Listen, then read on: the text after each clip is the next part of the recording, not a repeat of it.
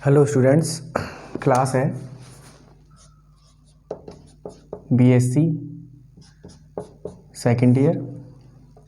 Paper हम पढ़ रहे थे फर्स्ट, कौन सा था?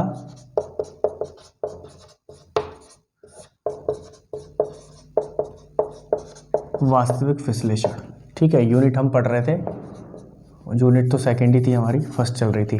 देखो, लास्ट क्लास में मैंने आपको, अब जो इससे पहले जो क्लासेस हुई हैं हमारी, उसमें हमने पढ़ा है सीमा क्या होती है, अवकलनीयता क्या होती है, सातत्य क्या होती है, इसके बारे में हमने पढ़ रहे थे हम। उसके बाद हमने इसके बाद रोल प्रमेय देखी थी। रोल प्रमेय कैसी होती है, उसके क्वेश्चंस भी आप कर लेना, इजी है, बस प्रॉपर्टी सेटिस्फाई करवानी है और कुछ नहीं है। नहीं प्रॉब्लम आती है तो आप मेरे से सैटरडे को पूछ लेना कॉलेज में आए जब।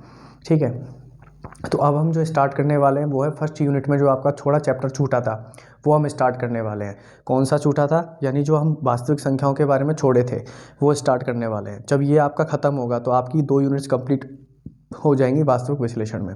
तो हम स्टार्ट करते हैं क्षेत्र अभिग्रहित। क्षेत्र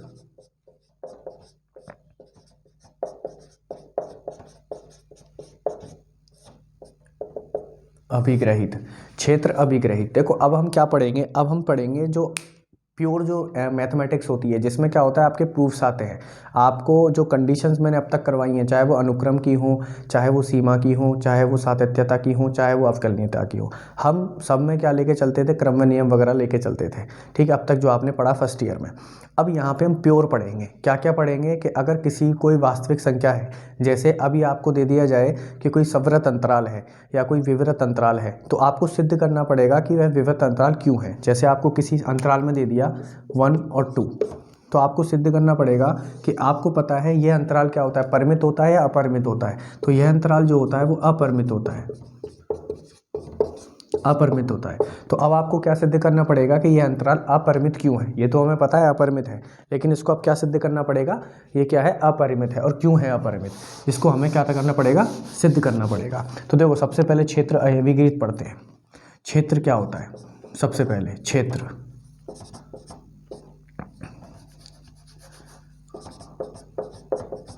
इंग्लिश में बोलते हैं इसको फील्ड।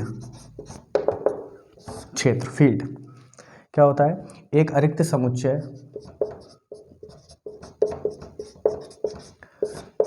एक अरिक्त समुच्चय F जिसमें कम से कम 2 अवयव, कम से कम 2 अवयव हों तथा 2 अवयव हों तथा जिसमें 2 द्वयधारी, जिसमें 2 आधारी संक्रियाएं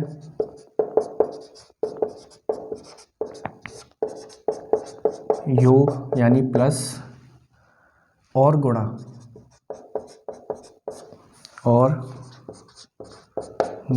यानी डॉट, अर्थात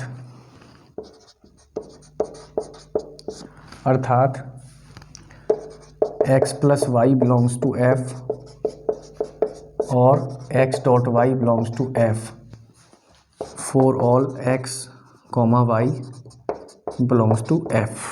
x comma y belongs to F हो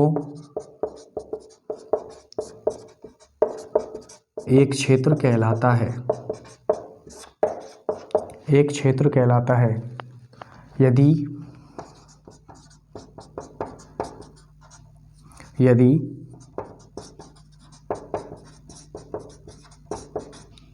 निम्नलिखित अभिग्रहितों को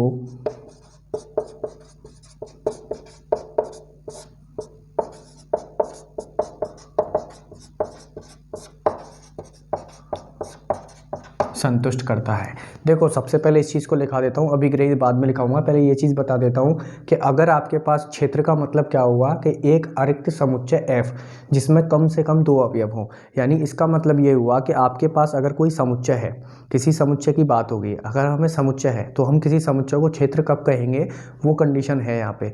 जैसे मान के चलो आपको कोई समुच्चय दे रखा है और ऐसा समुच्चय होना चाहिए जिसमें कम से कम 2 अवयव हों, ऐसा नहीं कि एक अवयव का भी समुच्चय चल जाएगा, ऐसा नहीं, कम से कम क्या होना चाहिए, 2 अवयव हमारे पास समुच्चय में होने चाहिए, तथा इसमें 2 द्वैधारी संक्रियाएं योग और गुणा, अर्थात यानी अगर आपके पास कोई समुच्चय है जिसमें कम से कम क्या 2 अवयव है, तो उसमें क्या होना चाहिए, 2 द्वैधारी संक्रिया कौन कौन सी होती है हमारे पास, योग के लिए और गुणा के लिए। तो योग के लिए क्या कंडीशन होनी चाहिए कि अगर आप दोनों अवयवों को जो आप समुच्चय लिए हो उसमें कम से कम कितने अवयव होने चाहिए, 2 अवयव होने चाहिए। मैंने माना x और y कोई समुच्चय में अवयव है 2, ठीक है, तो उनका योग करने पर भी समुच्चय में अवयव जाना चाहिए और उनका गुणा करने पर भी समुच्चय में क्या जाना चाहिए, अवयव जाना चाहिए।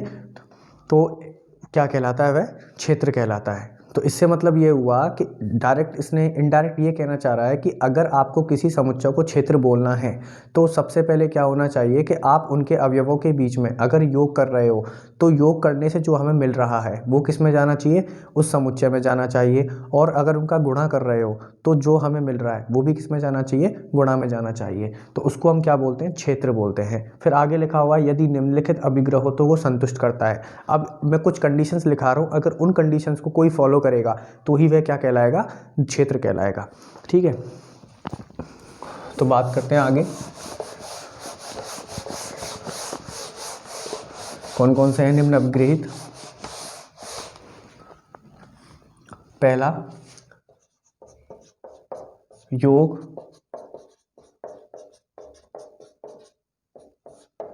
अब देखो यहाँ पे क्या होगा, 2 तरह के हमारे पास अभिग्रहित होंगे, एक तो योग के लिए होगा, एक गुणन के लिए होगा। क्यों होगा, क्योंकि हमारे पास द्विआधारी संक्रियाएं कौन सी होती हैं, 2 ही होती हैं, योग की और गुणा की। तो योग के लिए द्विआधारी संक्रिया पहला क्या कह रहा है कि x plus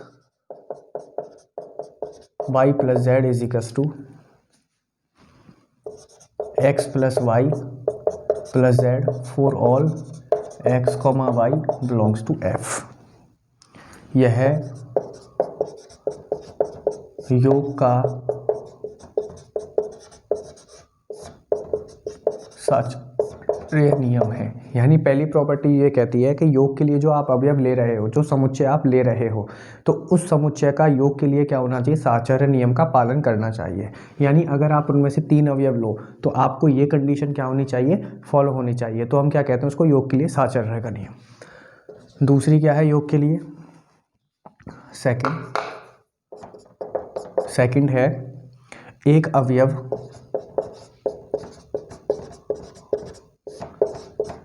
zero belongs to f विद्यमान है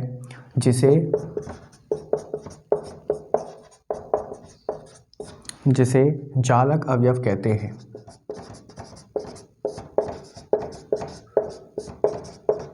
जालक अवयव कहते हैं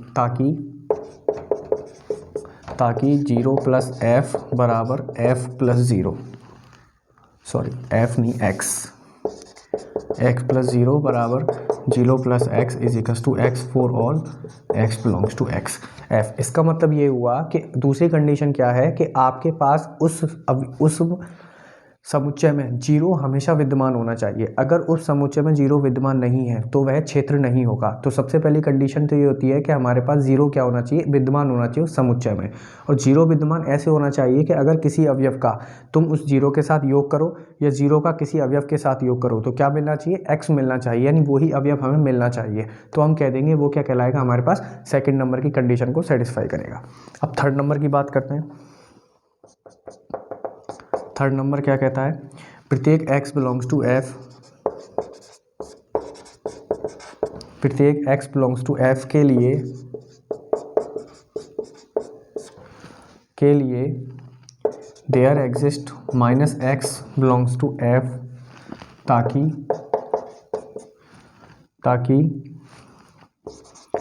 x प्लस माइनस x बराबर माइनस x प्लस x बराबर 0। क्या होना चाहिए, बराबर 0 होना चाहिए। यानी आपके पास तीसरी कंडीशन क्या कहती है कि अगर आप कोई अवयव ले रहे हो, उसमें से अगर कोई समुच्चय में से अवयव ले रहे हो x, तो उसमें -x भी उसका क्या होना चाहिए, विद्यमान होना चाहिए, जिसके ये कंडीशन क्या होगी, सेटिस्फाई होगी। यानी अगर आप 1 ले रहे हो तो उसमें समुच्चय में -1 भी क्या करना चाहिए, विद्यमान होना चाहिए, तभी हम कह सकते हैं कि योग के लिए क्या होगा, क्षेत्र कहलाएगा। ठीक है। चौथी प्रॉपर्टी क्या कहती है, चौथी क्या कहती है, x + y = y + x for all x, y belongs to f, यानी क्रम विनिमय नियम।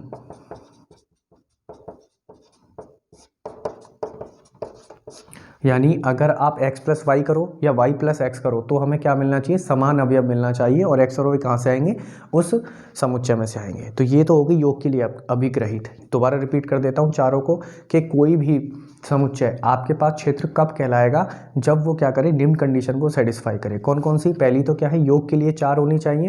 ये 4 कंडीशन योग के लिए, क्यों, क्योंकि हमारे पास 2 तरह के द्विआधारी संक्रियाएं होती हैं। पहली होती है योग के लिए और एक होती है गुणा के लिए। तो पहले योग के लिए पढ़ रहे हैं हम, तो योग के लिए पहली कंडीशन तो क्या होना चाहिए, साहचर्य नियम का पालन करना चाहिए। दूसरी कंडीशन क्या कहती है कि 0 उस समुच्चय में विद्यमान होना चाहिए। तीसरी कंडीशन क्या कहती है कि अगर कोई अवयव है तो उसका ऋणात्मक अवयव भी उसमें क्या होना चाहिए, विद्यमान होना चाहिए। और चौथी प्रॉपर्टी ये कहती है क्रम विनिमय नियम, यानी x + y करो चाहे y + x करो, दोनों क्या आने चाहिए, बराबर आने चाहिए। तो हम कह देंगे वो योग के लिए क्या करेगा, कंडीशंस को सेटिस्फाई करेगा। ठीक है। अब पढ़ते हैं गुणन अभिग्रहित। क्वेश्चन भी करवाऊंगा इसका एक में, जब एग्जाम्पल से समझ में आ जाएगा।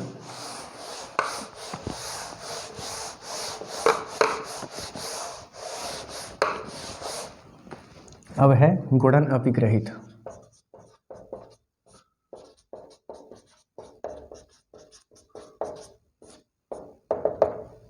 गुणन अभिग्रहित क्या है, पहली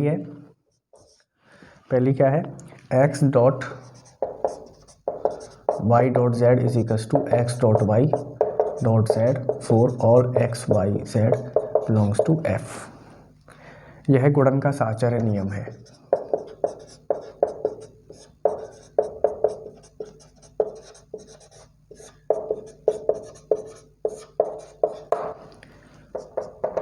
अगला है, यानी तो साहचर्य नियम वही वाला है, वहाँ पे प्लस के लिए होता था, यहाँ पे किसके लिए होगा, गुणा के लिए। दूसरा है एक अवयव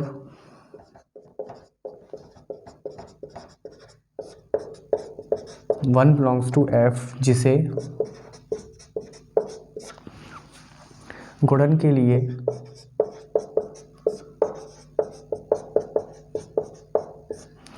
लिए तत्समक अवयव कहते हैं।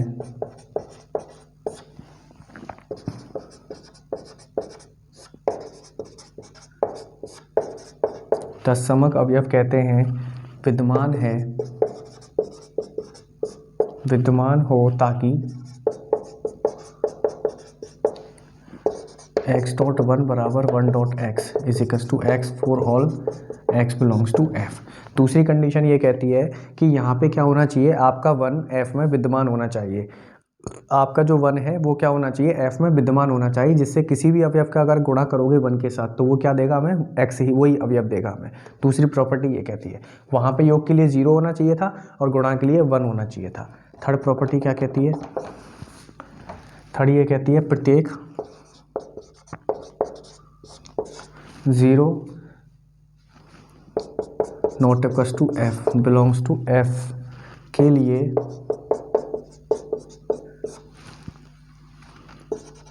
x inverse belongs to f विद्यमान है, ताकि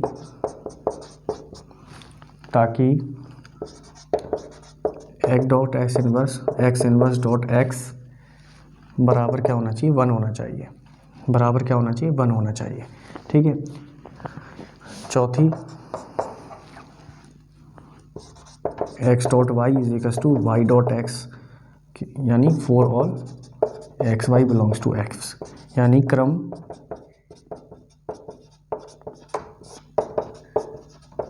विनिमय नियम।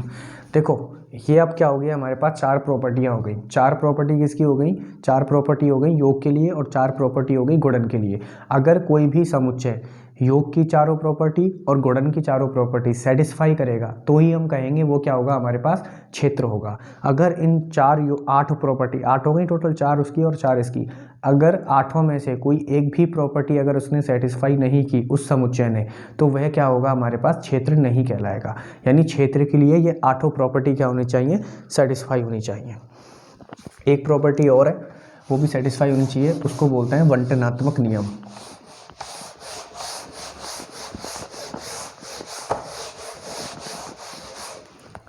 अगली है वंटनता।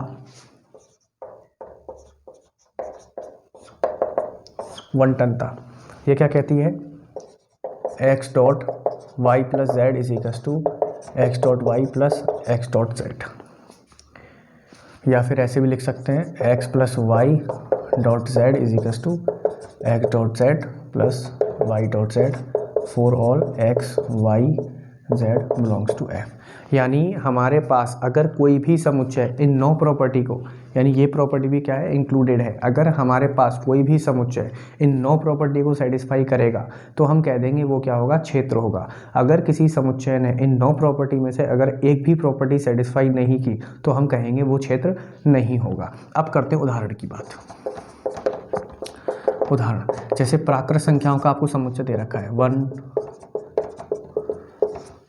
ठीक है। तो पहली प्रॉपर्टी योग के लिए चेक कर रहे हैं हम।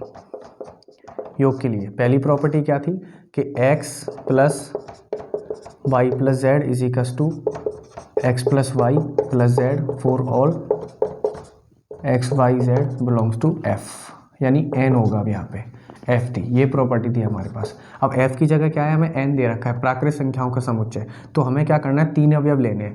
मैंने मान लिया x बराबर 1, y बराबर 2 और z बराबर 3 ले लिया। यहाँ पुट करूँगा तो 1 plus 2 plus 3 is equal to 1 plus 2 plus 3, तो ये हो जाएगा 1 प्लस 5, ये हो जाएगा 3 प्लस 3, यानी 6 बराबर 6। यानी ये कंडीशन तो क्या हो गई, सेटिस्फाई हो गई। योग के लिए तो क्या है, पहली कंडीशन इस समुच्चय ने सेटिस्फाई कर दी। अब दूसरी कंडीशन क्या थी हमारे पास योग के लिए, दूसरी कंडीशन ये थी हमारे पास योग के लिए कि 0 बिलोंग्स टू f, यानी उस समुच्चय में 0 विद्यमान होना चाहिए। लेकिन हम यहाँ पे देख रहे हैं कि यहाँ पे तो 0 विद्यमान होता ही नहीं है, क्योंकि प्राकृत संख्या हमेशा 1 से शुरू होती हैं। तो इसका मतलब ये हुआ कि योग के लिए ये दूसरी प्रॉपर्टी को सेटिस्फाई नहीं करेगा, योग के लिए दूसरी प्रॉपर्टी को सेटिस्फाई नहीं करेगा। और हमने आपको बताया था कि अगर इन 9 प्रॉपर्टी में से अगर एक भी प्रॉपर्टी ऐसी मिल जाए जहाँ पर ये सेटिस्फाई नहीं कर रहा है, समुच्चय उसको क्या कर रहा है, संतुष्ट नहीं कर रहा है, तो हम उसको क्या बोल देंगे, यह क्षेत्र नहीं होगा। तो हमें पता है ये योग के लिए दूसरी प्रॉपर्टी को क्या है, सेटिस्फाई नहीं कर पा रहा है, क्योंकि दूसरी प्रॉपर्टी ये कहती थी कि 0 उस समुच्चय में विद्यमान होना चाहिए। तो हम देख रहे हैं यहाँ पर 0 विद्यमान नहीं है, तो इसका मतलब ये हुआ कि यह क्षेत्र नहीं होगा। 0 does not belongs to n, इसलिए यह क्षेत्र नहीं होगा। इसलिए क्या यह है, क्षेत्र नहीं होगा, क्योंकि हमने आपको बताया था कि अगर 8 प्रॉपर्टी में से 9 प्रॉपर्टी में से अगर कोई भी प्रॉपर्टी यहाँ पे सेटिस्फाई नहीं होती है तो हम उसको बोलते हैं कि यहाँ ये क्या होगा, हमारे पास क्षेत्र नहीं होगा। तो ये एग्जाम्पल मैंने आपको बताया, ठीक है। ये तो एग्जाम्पल ना क्षेत्र नहीं होने का। एक एग्जाम्पल मैं आपको बताता हूँ क्षेत्र होने का, ठीक है। क्षेत्र कब हो सकता है, देखो अगर आपको कोई दे रखा है इस टाइप से, यानी 0 -1 सॉरी 0 1 2 3 -1 -2 -3 इस टाइप से, आपको पता है ये क्या होता है, इंटीजर्स होते हैं, यानी पूर्णांक संख्याएं होती हैं, ठीक है। तो इसके लिए चेक करके देखेंगे हम क्या ये कंडीशन को सेटिस्फाई करेंगे कि नहीं करेंगे। पहली कंडीशन आती है कौन सी, योग के लिए साचर्य वाली। तो आप 3 अवयव ले लो कोई से भी, जैसे मैंने ले लिया x बराबर 0 ले लिया, y बराबर 1 ले लिया, सॉरी x बराबर -1 ले लिया, y बराबर 0 और z बराबर 1 ले लिया। इसमें पुट करूँगा तो देखो -1 plus 0 plus 1 is equal to -1 plus 0 plus 1, तो ये -1 प्लस 1 ये हो जाएगा -1 प्लस 1, यानी 0 बराबर 0। यानी ये कंडीशन क्या हो गई, सेटिस्फाई हो गई। दूसरी कंडीशन क्या थी कि ज़ीरो बिलोंग्स टू एफ, यानी उस समुच्चय में ज़ीरो विद्यमान होना चाहिए। तो हम देखेंगे क्या इस समुच्चय में ज़ीरो विद्यमान हो रहा है, तो हम देख रहे हैं कि ज़ीरो क्या आ रहा है, इसमें विद्यमान हो रहा है। ज़ीरो क्या हो रहा है, विद्यमान हो रहा है। और आप किसी भी अवयव का इस जीरो के साथ योग करोगे, जैसे मान के ले लिया मैंने 1 ले लिया, इसका जीरो के साथ करो या जीरो का 1 के साथ करो, 1 ही आना है। तो इसका मतलब दूसरी कंडीशन भी सेटिस्फाई हो गई। तीसरी कंडीशन क्या थी, तीसरी कंडीशन ये थी कि x अगर f में है तो माइनस एक्स भी क्या होना चाहिए, f में होना चाहिए। तो यानी अगर कोई अवयव ले रहे हो तो उसका माइनस भी क्या होना चाहिए, उसमें विद्यमान होना चाहिए। तो जैसे मैंने 2 लिया तो -2 बिलोंग्स टू क्या होना चाहिए, z होना चाहिए, और हमें पता है -2 भी इसमें आ रहा है। तो इसका मतलब तीसरी कंडीशन भी सेटिस्फाई हो गई। ठीक है, और चौथी कंडीशन क्या थी हमारे पास, चौथी थी x + y = पाई + x। तो मैंने x ले लिया 1 और y ले लिया 0, इन दोनों का योग करूँगा तो 1 + 0 = 0 + 1, कितना आएगा, 1 = 1। तो ये कंडीशन भी सेटिस्फाई हो गई। यानी योग के लिए तो इसने चारों कंडीशन क्या कर दी, सेटिस्फाई कर दी। अब गुणा के लिए चेक करेंगे हम। अब हम क्या करेंगे, गुणा के लिए चेक करेंगे, यानी गुणा के लिए चारों सेटिस्फाई हो रही हैं कि नहीं हो रही। अब हम बात करेंगे गुणा के लिए, गुणन वाली। पहली क्या कहती थी उसमें कि x dot y dot z = x dot y dot z. तो मैंने मान लिया x बराबर -1, y बराबर 0, z बराबर 1। ठीक है, इनको मैं इसमें पुट करूँगा तो -1 डॉट 0 डॉट 1 = -1 डॉट 0 डॉट 1। तो -1 × 0 और ये 0 × 1, तो कितना, 0 बराबर 0। यानी यहाँ से ये क्या निकल के आया, ये निकल के आया कि गुणन के लिए यह समुच्चय क्या करेगा, पहली प्रॉपर्टी को सेटिस्फाई करेगा। दूसरी प्रॉपर्टी क्या थी कि 1 बिलोंग्स टू f होना चाहिए, यानी 1 बिलोंग्स टू z है कि नहीं है, देखो है, 1 इसमें विद्यमान कर रहा है। और आप कोई भी अवयव का x डॉट 1 = 1 डॉट x बराबर x मिलना चाहिए था, ये प्रॉपर्टी थी सेकंड वाली। अब कोई भी अवयव उठा लो आप, सबसे पहली चीज़ होती है कि ये चेक करो कि 1 उसमें है या नहीं है। देखो 1 हम देख रहे हैं इसमें है, तो इसका मतलब ये प्रॉपर्टी अब हम लगा सकते हैं। कोई भी अवयव लो, x जैसे मान को 3 ले लिया, उसका मल्टीप्लाई 1 से करो या 1 का मल्टीप्लाई करो, तो 3 बराबर 3 क्या आएगा, 3 आएगा। हमें क्या आएगा, 3 आएगा। ये होगी सेकंड प्रॉपर्टी। थर्ड की बात करें, थर्ड क्या था कि x बिलोंग्स टू f है, तो x inverse belongs to f होना चाहिए। यानी x अगर f में है तो 1/x भी क्या होना चाहिए, f में होना चाहिए। ठीक है, 1/x भी क्या होना चाहिए, 1 में होना चाहिए। अब जैसे आपने देखा कि 2 बिलोंग्स टू f, 1/2 भी क्या होना चाहिए, z में होना चाहिए। लेकिन हम यहाँ देख रहे हैं कि 1/2 तो z में है ही नहीं, 1/2 z में नहीं है। 2 लिया हमने तो 1/2 होना चाहिए हमारे पास, यानी 1/2 तो z में है ही नहीं। तो इसका मतलब क्या होगा, हमारे पास ये पूर्णांक नंबर भी, जो पूर्णांक संख्या है, ये भी क्या है, हमारे पास क्षेत्र नहीं बनाएंगी। इसलिए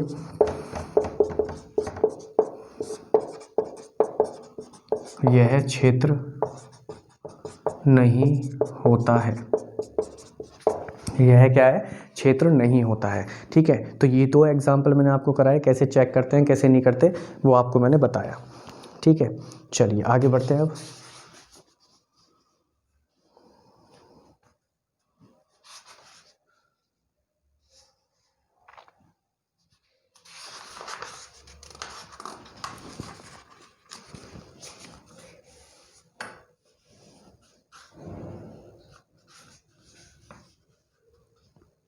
अब आता है क्रम अभिग्रहित। क्रम अभिग्रहित,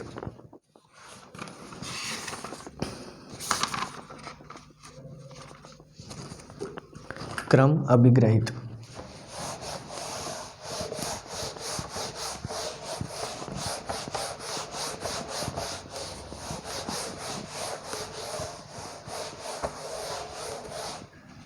क्या आता है, क्रम अभिग्रहित क्या होता है। देखो अब हमने इससे पहले क्षेत्र अभिग्रहित पढ़ा, अब हम करेंगे क्रम अभिग्रहित।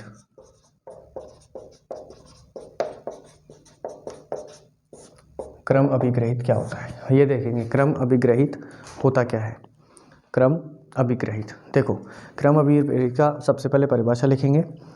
ये अभिग्रहित संबंध पर आधारित है, यह अभिग्रहित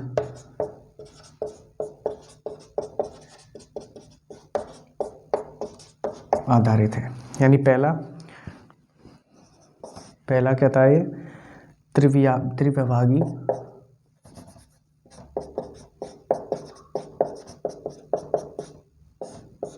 त्रिविभागी नियम, त्रिविभागी नियम यानी क्या कहता है ये, प्रत्येक x y belongs to f के लिए, प्रत्येक x y belongs to f के लिए, number first x greater than y, x is equals to y, x less than y. यानी इसका मतलब ये हुआ कि अगर आपके पास दो अवयव हैं किसी समुच्चय में, इसका मतलब ये हुआ कि अगर आपके पास कोई दो अवयव दे रखे हैं समुच्चय में, तो वो इन तीनों में से एक हो सकता है, या तो पहला नंबर दूसरे से बड़ा हो, या पहला नंबर दूसरे के बराबर हो, या पहला अवयव दूसरे से क्या हो, छोटा हो। ये तीन कंडीशन बनती है हमारे पास किसी भी दो अवयव अगर की बात करें, हम किसी भी समुच्चय में अगर दो अवयव की बात करें तो ये तीन कंडीशन बनती है, या तो वो बड़ा होगा पहला अवयव दूसरे से, या दोनों बराबर होंगे, या पहला अवयव क्या होगा, छोटा होगा दूसरे से। तो ये हो जाएंगे हमारे पास पहला नियम त्रिभागी नियम। दूसरा क्या है, संक्रामक नियम।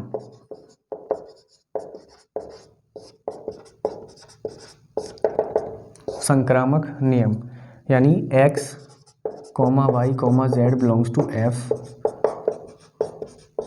के लिए x ग्रेटर देन y और y greater than z implies x greater than z, x greater than z।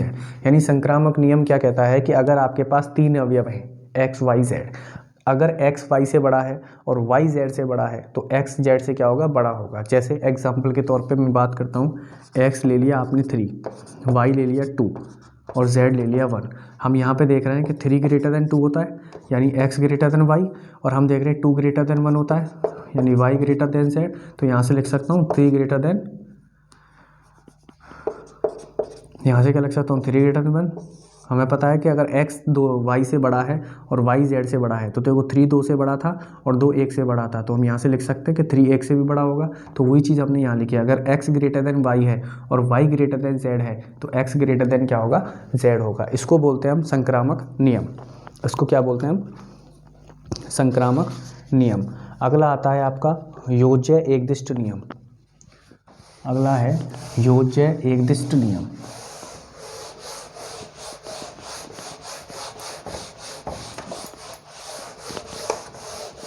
योज्य एकदिष्ट नियम क्या आता है आपका, सी पार्ट,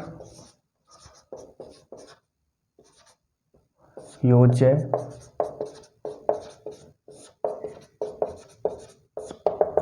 एकदिष्ट नियम क्या कहता है ये, x, y, z belongs to f के लिए, बिलोंग्स टू f के लिए x greater than y implies x plus z greater than y plus z। ठीक है, ये नियम ये कहता है कि अगर आपके पास तीन अवयव हैं कोई समुच्चय f में, तो अगर x ग्रेटर देन y है तो उसमें z भी ऐड कर दोगे तो भी कोई फर्क नहीं पड़ेगा, x ग्रेटर देन तब भी रहेगा। एग्जाम्पल की बात करें तो जैसे x ले लिया आपने 2 और y ले लिया 1 और z ले लिया 2।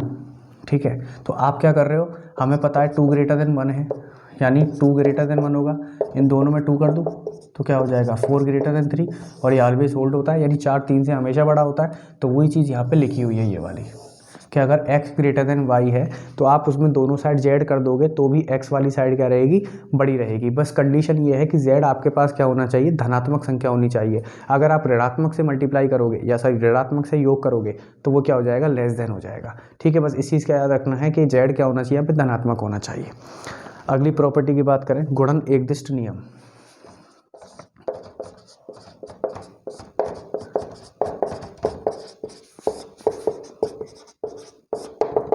गुणन एकदिष्ट नियम ये क्या कहता है, for all x, y, z belongs to f, z greater than 0, x y greater than 0, तब x z greater than y z। यानी अगर आपके x ग्रेटर देन y है और z ग्रेटर देन 0 है तो आप z का मल्टीप्लाई करोगे इन दोनों साइड, तो x वाली साइड ऑलवेज क्या रहेगी, ग्रेटर देन रहेगी, यानी साइन नहीं बदलेगा। लेकिन अगर आपने z लेस देन 0 ले लिया तब मल्टीप्लाई किया आपने तो ये हमेशा क्या हो जाएगी, इस टाइप से हो जाएगी।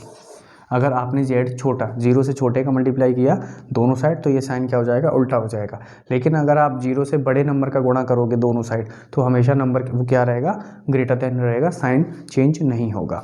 इसको बोलते हैं हम क्रम अभिग्रहित, इसको बोलते हैं क्रम अभिग्रहित।